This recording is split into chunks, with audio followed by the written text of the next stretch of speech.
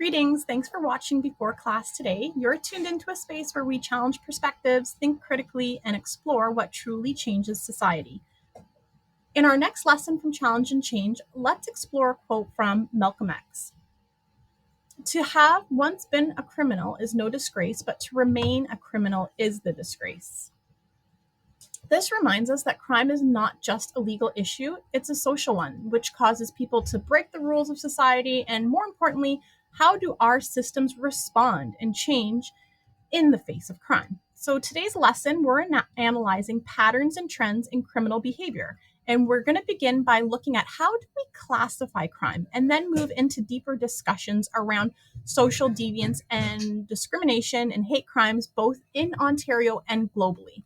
So here's what you're going to do. You're going to pop into the discussion and you're going to focus on either a social crime, deviant crime, or a hate crime. You're going to find recent Ontario-specific statistics or Canada data, and then you're going to compare that data to a similar topic in another country of your choice. So use a visual organizer. You can see here there's linked in a Venn diagram or a T-chart to map out the similarities and the differences, and most importantly, ask what do these differences mean? What do they reveal about society and how they respond to social harm? You'll share your organizer and your 3 to 5 conclusions in the discussions, and you're going to comment on at least one peer's work. And then next, you're going to shift to your focus to becoming a reporter. So this is a fun little activity where your task is to research a crime that took place in Ontario within at least the last 3 years, one that has gone through the legal system and resulted in a conviction. And here's the catch. You have to make sure the case is not an open investigation, doesn't have any too disturbing details, and if you're not sure if it's school appropriate, just email it to me to see if it's appropriate for this application. And then you're going to create a new style report. It can be written, audio, or visual. I've linked in a graphic organizer here that will help you format your work as a major news publication would have.